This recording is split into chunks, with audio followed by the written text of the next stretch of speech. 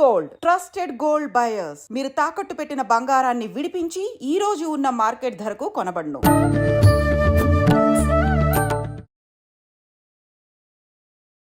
నమస్కారం, welcome to I dream. ధర్మ మార్గం విత్ విజిత కార్యక్రమానికి స్వాగతం. ప్రస్తుతం మనతో పాటు ఉన్నారు ప్రముఖ ఆధ్యాత్మికవేత్త జ్యోతిష పండితులు జేఎస్ శాస్త్రి గారు. ఇప్పుడు వారితో మాట్లాడేద్దాం. నమస్కారం గురువుగారు. నమస్కారం గురుగారు, మనకు ప్రతి మాసంలోనూ 2 ఏకాదశులు అనేది రావటం జరుగుతుంది. చాలామంది ఏకాదశి ఉపవాసానికి చాలా ప్రాధాన్యత ఇస్తూ ఉంటారు.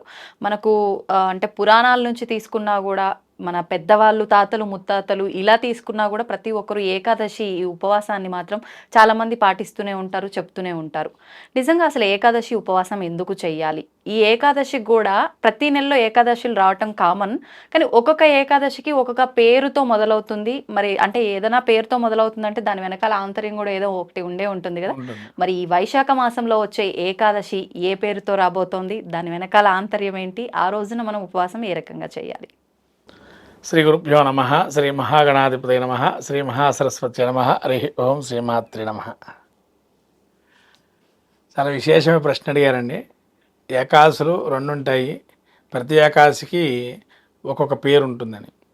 మనకి వైశాఖ మాసంలో వచ్చేటువంటి దానికి మోహిని ఏకాదశి అని పేరు. ఓకే. అయితే మనకి ఏకాదశులు ముఖ్యంగా చెప్పాలంటే ఒక కథ చెప్పుకోవాలి. ఈ ఏకాదశి అసలు ఎందుకు వచ్చింది, ఏ విధంగా వచ్చింది అనేది చెప్పుకుంటే తర్వాత మనము అసలు ఈ మోహిని ఏకాదశి గురించి చెప్పుకోవచ్చు.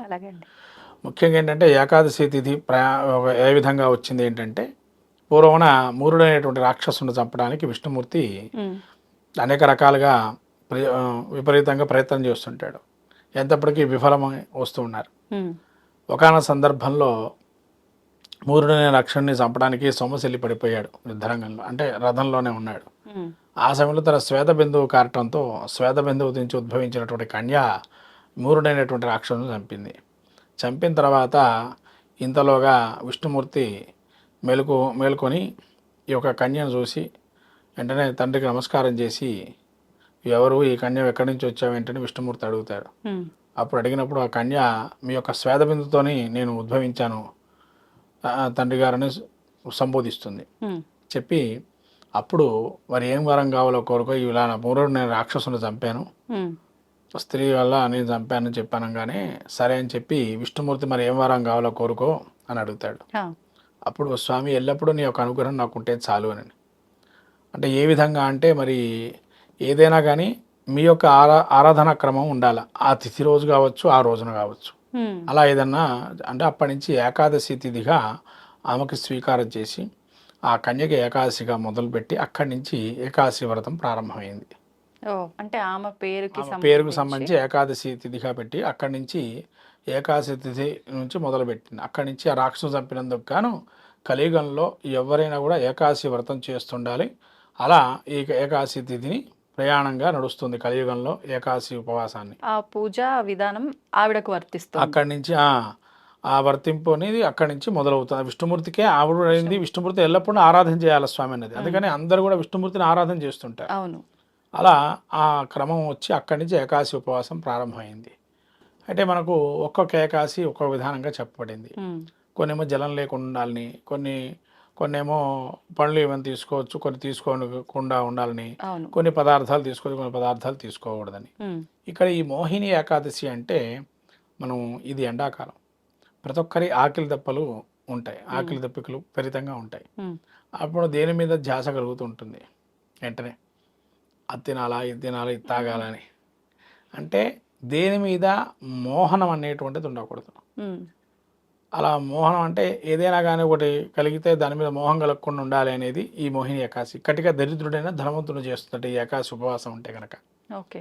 ఇంకో విషయం ఏంటంటే, ఈ మోహిని ఏకాదశికి స్వామివారు మోహిని అవతారం ఎత్తారని చెప్పి, ఈ మోహిని అవతారం ఎత్తి రాహుకేతువులకి ఏదైతే వాళ్ళు అమృతోత్పాదన చేశారో ఇదే సమయంలో జరిగిందని, మోహిని అవతారం ఎత్తినప్పుడని.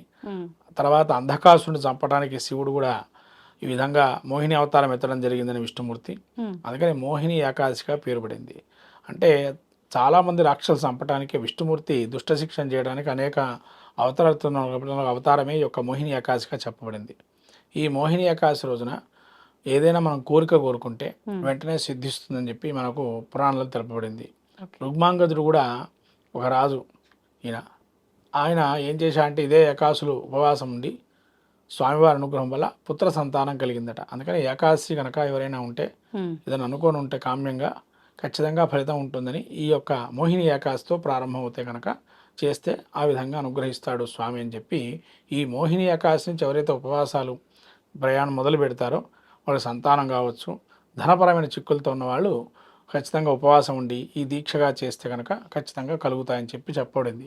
అందుకనే మోహిని ఏకాదశి చాలా అంత ప్రాముఖ్యమైంది. ఇప్పుడంటే వచ్చే ప్రతి ఏకాదశికి ఉపవాసం చేయాల్సి ఉంటుందా? అలా చేయాలనుకున్న వాళ్ళే ఈ రోజు నుంచి ప్రారంభించాలా? లేదు అని అంటే కొంతమంది సంకల్పం చేసుకుంటారు కొన్ని వారాల పాటు అట్లా అని చెప్పి, అలా ఏమైనా చేసుకోవాలంటారా? లేదండి, ఏకాదశి ఇక్కడి నుంచి కూడా ఇప్పుడు ఎవరైనా సంతానం లేదనుకోండి, లేదా మనకు ధనం అనేది కలగట్లేదు, అప్పుడు ఈ యొక్క ఏకాదశి నుంచి ప్రారంభం చేసుకోవాలి. ఇంకో విషయం ఏంటంటే ముఖ్యంగా ఈ ఏకాదశి నాడు అన్నవర క్షేత్రంలో కళ్యాణోత్సవం జరుగుతుంది. ఏకాదశి నాడు స్వామివారు కళ్యాణం చేసిన ఫలితం కూడా కలుగుతుంది. ముఖ్యంగా పూర్వకాలం అంటే మన ఒక 8 ఏళ్ల క్రితమే మీరు చూసుకోండి, 8-10 ఏళ్ల క్రితం విపరీతంగా సత్యనారాయణ సమర్థం చేసుకునేటువంటి వారు ఏకాదశి వైశాఖ మాసంలో కూడా. ఇప్పుడు చాలా తగ్గిపోయింది, కానీ ఒకప్పుడు ఏకాదశి వ్రతం చేసుకునే వాళ్ళు చాలా విశేషంగా సత్యనారాయణ సమర్థాలు జరిగాయి వైశాఖ మాసంలో కూడా చాలామంది. ఇప్పుడు కాలం కార్తీకంలో ఒక్కసారి చేసుకుంటున్నారు, కానీ వైశాఖంలో చాలా తక్కువ అయిపోయింది. మళ్ళీ మాఘమాసంలో కూడా తక్కువ అయిపోయింది. ఒక కార్తీక మాసంలోనే వ్రతాలు చేయాలి, అందరు చేస్తారు అప్పుడే చేయాలని, కానీ వైశాఖంలో కూడా ఈ వ్రతాన్ని చేయొచ్చు, సత్యనారాయణ సమర్థాన్ని. అలా చేయడం వల్ల సంతాన ప్రాప్తి కానీ ధనవంతులు కానీ అవుతారు. అంటే కార్తీక మాసంలో కాకుండా మనం ఏ రోజైనా సత్యనారాయణ స్వామి వ్రతం చేయొచ్చు అంటే ఏకాదశి ఏదైనా తిథి చూసుకొని చేసుకోవచ్చా? అవును, ప్రతి ఏకాదశికి చేయమని చెప్పు ఉన్నది. ఏకాదశి, పౌర్ణమి, సంక్రమణ కాలంలో సత్యనారాయణ వ్రతం.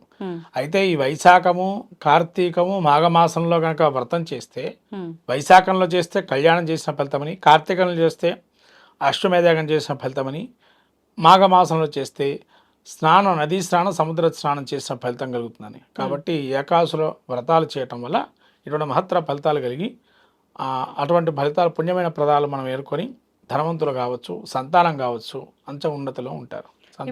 చాలా మంది ఏకాదశి ఉపవాసం చేసే వాళ్ళు ద్వాదశి రోజున కూడా కంటిన్యూ చేసి మరుసటి రోజు ముగించాలి అని చెప్తూ ఉంటారు కదా కొన్ని సందర్భాల్లో. అసలు ఏ రకంగా ముగించవచ్చు అంటారు ఈ ఉపవాసం ఆ రోజున మొదలుపెట్టింది?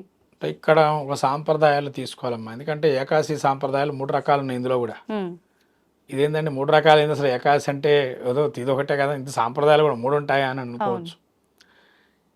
దీనిలో ది బెస్ట్ సాంప్రదాయం ఏంటి అనేది చెప్పలేము. ఎందుకంటే కొంతమంది ఏమో ద్వైత మతాన్ని ఆరాధించే వాళ్ళు, కొంతమంది ద్వైత మతం అంటే ఇక్కడ అద్వైతమేమో శంకరాచార్యులు, ద్వైతమేమో మధ్వాచార్యులు, విశిష్టాద్వైతం రామానుజాచార్యులు. ఇక రామానుజాచార్యుల యొక్క వైష్ణవ సాంప్రదాయాలు చూస్తే కనుక ఏకాదశి, ద్వాదశి కూడుకున్న దాన్ని ఉపవాసంగా స్వీకారం చేయాలంటారు. మధ్వ సాంప్రదాయంలో ఏంటంటే ఏకాదశి ప్రారంభమైన ఆ గంట నుంచి మళ్ళీ ఏకాదశి ఏ టైం వరకు ఉంటుందో ఆ టైం వరకు ఏమీ తినకుండా ఉంటారు. తినకుండా ఉండి మళ్ళీ ద్వాదశి గడియలు అంటే కరెక్ట్గా 2:30 గడియలు అంటే 2:30 గంటల లోపల మళ్ళీ వాళ్ళు ఏదైనా తీర్థం తీసుకుంటారు. అదొక సాంప్రదాయం, మధ్వ సాంప్రదాయం. ఇక శైవ సాంప్రదాయంలో ఏంటంటే దశమితో ఉన్న ఏకాదశి తిథిని చేస్తారు, ద్వాదశితో ఉన్న తిథిని చెయ్యరు. దశమితో ఏకాదశి తిథి ఉంటే దాన్ని స్వీకారం చేస్తారు. కాబట్టి ఇక్కడ సాంప్రదాయ బద్ధాలు ఎవరైతే ఏ సాంప్రదాయం పాటిస్తున్నారో వాళ్ళు ఆ సాంప్రదాయంలో ఏకాదశిని పాటించడం ఉత్తమమైనటువంటి చెప్పని. ఎందుకంటే ఏమంటే మాకు మా దానిలో ఏకాదశి 10 గంటలకే ఉందండి, 12 గంటల వరకే ఉందండి అంటే ఇదంతా పక్కన పెట్టేయండి. మీరు శైవ సాంప్రదాయంలో ఉంటాయి, శైవ సాంప్రదాయం ఎన్నుకోండి. మీరు మధ్వ సాంప్రదాయంలో మధ్వ సాంప్రదాయం ఎన్నుకోండి, లేదా మీరు విశిష్టాద్వైతం వైష్ణవ సాంప్రదాయం ఎన్నుకోండి. అసలు ఇది ఎందుకండి మనకు ఇవన్నీ వద్దండి, ఏకాదశి తిథి స్టార్ట్ అయినట్టు అది మధ్వ సాంప్రదాయం తీసుకుంటారా, అదే శుభ్రంగా చేయండి. ఎందుకంటే మీకు చాలా ఉత్తమమైన మార్గం అదే నన్ను చెప్పాలంటే కూడా. ఎందుకంటే ఏకాదశి తిథి ఏదైతే ఉంటో ఉపవాస దీక్షగా ఉండాలన్నారు కాబట్టి ఏకాదశి తిథి మొదలైనప్పటి నుంచి మళ్ళీ ఏకాదశి వరకు ఏం తినకుండా ఉండాలి. అలా చేయటమే ఉత్తమమైనటువంటి మార్గం. ఎందుకంటే మళ్ళీ ఉపవాసం ఈ రోజు ఉండి ఆ రోజు ఉండి మళ్ళీ మర్నాడు కూడా ఇంకా 2:30 గంటలు ద్వాదశి తిథి 2:30 గడియల లోపలనే మళ్ళీ స్వీకారం చేయాలి తీర్థం. ఎప్పుడో మళ్ళీ మీరు అన్నట్టుగా త్రయోదశి తిథి వచ్చిన తర్వాత వీళ్ళు భోజనం చేస్తే ఇంకా పారాయణం, ఆ యొక్క స్వయంపాక దానం కానీ, ఆ తీర్థం కానీ, ఆ భోజనం కానీ ఇంకా త్రయోదశి తిథికే పోతుంది. ఇంకో విచిత్రం ఏంటంటే ఏకాదశి తర్వాత ఉండేటువంటి ద్వాదశి తిథి 2 పూటల భోజనం చేయకుండా ఉండకూడదు. మళ్ళీ అలా ఉంటే ఈ ఉపవాస దీక్ష పోతుంది. అది సాంప్రదాయంలో చెప్పబడింది కూడా, ధర్మశాస్త్రంలో కూడా. రెండు ఎంబడెంబడే ఉపవాస దీక్షలు పెట్టుకోకూడదు. పనికిరావు. అలా పెట్టుకుంటే ఒక ఉపవాస దీక్ష పోతుంది. అంటే మీరు ద్వాదశి తిథి ఉపవాసం ఉన్న వాళ్ళు అవుతారు, ఏకాదశి తిథి ఉపవాసం లేని వాళ్ళు అవుతారు. Okay okay. అది మీరు గమనించాల్సిన విషయం ఇక్కడ. ఎందుకంటే ఎంబడెంబడే ఉపవాస దీక్షలు చేయకూడదు అన్నారు. ఓకే. రెండు మన ఉపవాసం తీసుకునేటప్పుడు కూడా 2 తిథులు ఎంబడెంబడే ఉపవాస దీక్ష ఉండకూడదు. ఏదైనా ఒకదాని మీదనే మనం బెస్ట్ గా. అంటే అది ఒక ఏకాదశి విషయంలోనే వర్తిస్తుందా, లేదంటే ఇప్పుడు మహాశివరాత్రి రోజు అందరం ఉపవాసం ఉంటాం, కొంతమంది వారాలను బట్టి కూడా ఉపవాసం ఉంటారు.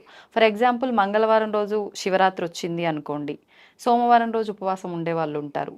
లేదు అని అంటే శుక్రవారం వచ్చింది అనుకోండి, గురువారం ఉపవాసం ఉండే వాళ్ళు ఉంటారు. అట్లా చూసుకుంటే 2 రోజులు ఉండాల్సి వస్తుంది కదా, అప్పుడు కూడా వర్తిస్తుందా? అక్కడ చూస్తే కనుక ఉపవాస దీక్ష చూస్తే అక్కడ ముఖ్యంగా మనం మహాశివరాత్రి తీసుకున్నారు. మీరు మహాశివరాత్రి తీసుకుంటే అసలు ఏమీ తినకుండా ఉండి పండ్లు తినడమే మనకు. నెక్స్ట్ రోజు ఖచ్చితంగా ఉపవాస దీక్ష తీసేయాలి, విరమించాల్సింది. మీరు ఇంకా ఏదున్నా పనికిరాదు, ఎందుకంటే దీక్ష పోతుంది. నెక్స్ట్ రోజు నువ్వు ఉన్నా కూడా ఇంకా ఆ రోజు దీక్ష పోతుంది. అయితే శివరాత్రి మానుకోవాలి. అమ్మా అట్లా ఎట్లా? అలా కాదు కాబట్టి శివరాత్రి ఉండాలనుకున్నారు కాబట్టి నెక్స్ట్ రోజు ఏకభోక్తం అంటే ఒక పూటనే భోజనం చేయాలి, రాత్రి టిఫిన్ చేసుకోవాలి. ఇక మామూలుగానే అల్పాహారం ఏదైనా తీసుకోవాలి. ధన్యవాదాలండి. నమస్కారం. తవ్వండి, తవ్వుతూనే శివలింగం. సరే దాన్ని అట్లా కప్పేసేయండి, చూపించదండి. Krishna is there. మూర్తి పూజ కాదు, సాక్షాత్ బ్రజేంద్ర నందన భగవాన్ ఉన్నారు మూర్తిలో. ఏమీ ఆశించకుండా ఆరాధించే వాళ్ళు కూడా ఉన్నారా ప్రభుజీ? నిజమైన భక్తి అంటే మనకు తెలియదు కాబట్టి.